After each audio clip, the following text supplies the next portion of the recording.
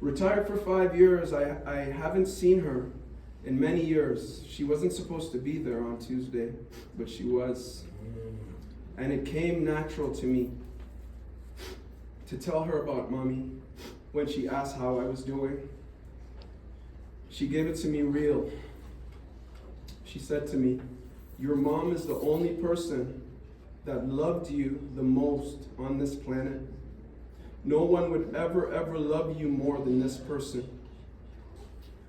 As she sat at her desk, she got a piece of paper and she started drawing a circle, and she started filling in the black circle and then drawing ripples on the outside of the circle.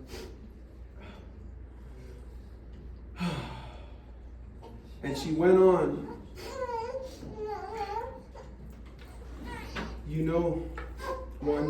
she said, "No one understands until it happens to them.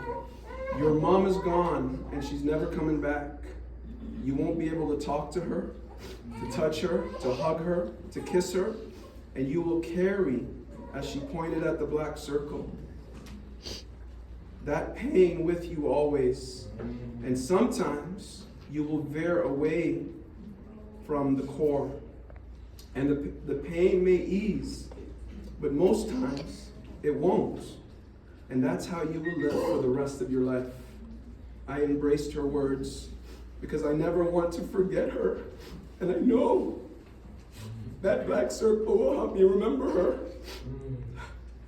About 10 years ago, Melissa and the Pfaff family lost their parents and brother. May they rest in peace. I saw her grieving. I tried to understand. I tried to console her. There was nothing I could say. I didn't get it. I couldn't have gotten it. No, I friggin' get it.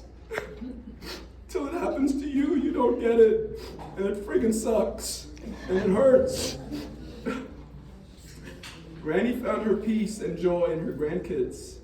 Being the youngest sibling, I definitely noticed when her attention quickly changed to her grandkids.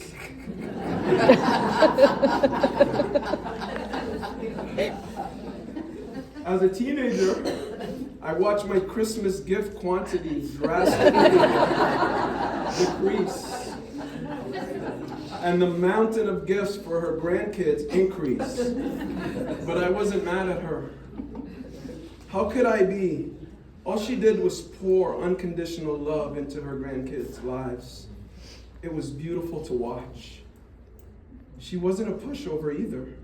She disciplined them when she had to, and always made sure they were respectful and kind to each other. She taught me respect too. One time in OAC, some of us here remember grade 13, right? It was the last week of high school, and my teacher gave me the go-ahead to go to Brock to finish my research paper. The school called about my absence, and she was upset with me. Years after she told me, that teacher later called and apologized for forgetting to tell the office. And I asked her, why didn't she tell me?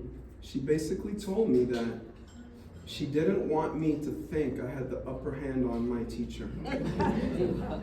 She taught me how to respect others. I remember when she would sometimes get into, let's call it a friendly battle with Melissa's parents, as to who had the kids more and who should have them next. But Hazel, you had the kids on Monday. But Cyril, you had them 2 days last week. Our boys were always in good hands with grandparents who just wanted to pour their love into them like that. It would be thoughtless, and I would spend the rest of my life knowing that I let down my mom if I didn't honor the people that took up her burden. Those of you that visited, brought food, comforted her, whatever you did for Mommy in her last days, and yours when I was in California, I honor you, and I will always be grateful to you. Frank, okay. I was blessed to observe for over 35 years, the most beautiful love relationship I've ever seen and will ever see in my life. Renzi and Granny's love for each other is like nothing I've ever witnessed. I will cherish it for the rest of my life. I watch Renzi as a little munchkin with bouncy curls that Granny just finished curling. Wrapping her arms around Granny's face, squeezing her rosy, vibrant cheeks. Always. Love you, Granny. I love you too, Renzi Poo. I watched and observed those same arms wrapped around her frail, cancer-stricken body as she lay next to her in the hospital bed, stroking her hair and cheeks. I love you, Granny. And now too weak to talk, but in her heart, I love you too, Renzi Poo.